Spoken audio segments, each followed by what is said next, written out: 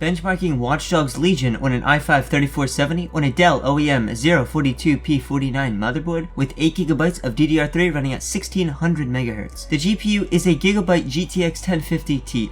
For storage, there is a 1TB SSD from Silicon Power. The PSU is a Thermaltake 500W, and everything is housed inside the Dell Optiplex 3010 case. Anyway, let's open up Watch Dogs Legion and get started. Alright, before we get on to the gameplay, I'm gonna do the benchmarks first, but even before that, let me show you the settings that I have it set at. So in the video here, DirectX 12, graphics quality is set to medium, and then I changed the depth of motion blur and bloom, and also turned down reflections, because reflections is very demanding for the CPU. Anyway, we're gonna run the benchmark right here. As you can see, these are all the settings that I have it set at. I had it at the medium. Anyway, let's run the benchmark and see what these stats are like.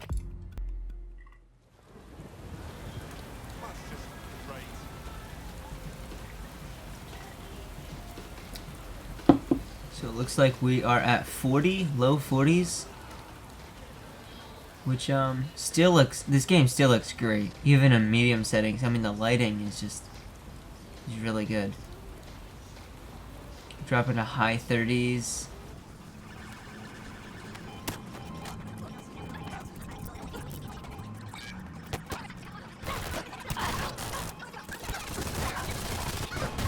Ooh, big dip there with that explosion. It's all 20s. We got 30, high 30s, low 30s. Interesting.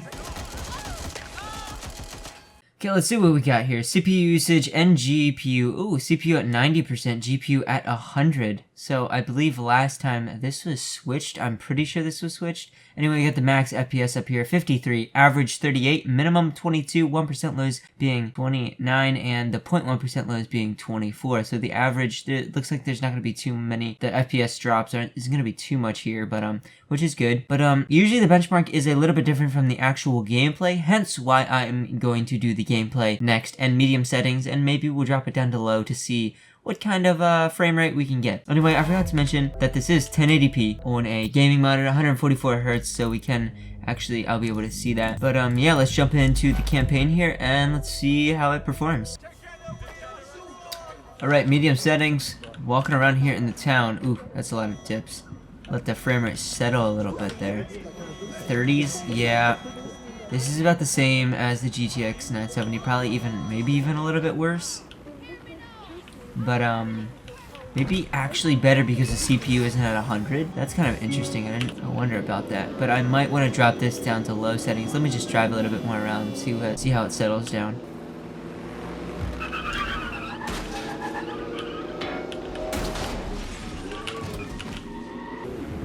Yeah, it's pretty hard to drive at 20 FPS. It like goes up to like a little bit of 30s, but you know, it's overall it's pretty choppy. So it looks like it's averaging around, what, 28, 30 I'm guessing is gonna be it. With the drops you can see right there. It was pretty bad, it's pretty choppy. So, you know, let's switch it to low, and then we might even do like the lowest absolute settings, and it's gonna look not very good at all, but then you'll be able to get the maximum frame rate without changing the resolution. I usually don't change the resolution, as I think it makes everything much worse, but maybe that's what you have to do to play this game. But anyway, let's change it to low settings. Alright, so I changed everything, just to preset up here to low, and then bloom and motion blur are off. So yeah, let's see how this looks. Okay, it did this last time as well. I think if you give it a little bit of time, it will recorrect. Yep, there we go. Alright, here is low settings. We'll then go to lowest as well to see, you know, what the maximum frame rate is. But let me get into a car here, drive around the city, and yeah, let's see what happens. I think it feels a little bit better. It's more like stuttery, or like the stutters, there's bigger stutters, I should say, because it's a higher frame rate and a bigger difference in between the stutter and the frame rate as opposed to before. I believe that makes sense. I think that's pretty much what it means. Like, whoa, that really tanked our frame rate right there. The teens. 30, 33, 35. Look up a little bit, it goes higher, obviously.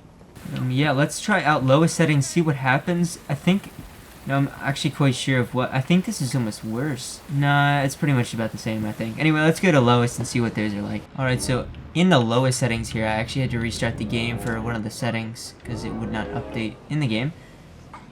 So we were actually sitting up at like the high 40s there for a little bit. But driving around is probably going to lower the FPS. 20s. Wow, it's still dropping into the high 20s. Interesting. I would really have thought that. I guess I might have to change the resolution, but I honestly don't think if you can't play it on 1080p low settings, maybe you shouldn't be playing it at all, you know? Maybe just wait. Maybe save up your money for a better computer. Or upgrade. Oops, sorry. That'll hurt in the morning. Yep. Oh, get out of my way. But yeah, when I got out of the vehicle, it seemed like it went up a little bit. Here, let me just get out. 30s, 32, 33, 34. Really? Look up at the sky. Yeah, it was like 40s there for a little bit. I think that's because I was beside the water.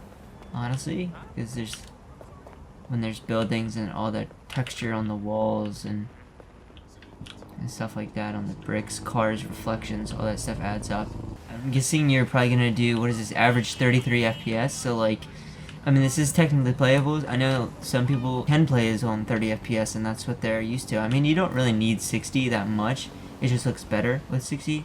It's smoother, but it looks like honestly 30 FPS is what you're gonna get if you decided to run this game on an i5-3470 and a GTX 1050 Ti at the lowest possible settings without changing the resolution. Anyway, that is pretty much it. I hope this helped you in some way, and maybe you compare this to your system and something like that. But anyway, thank you so much for watching, and maybe I'll see you on the next one.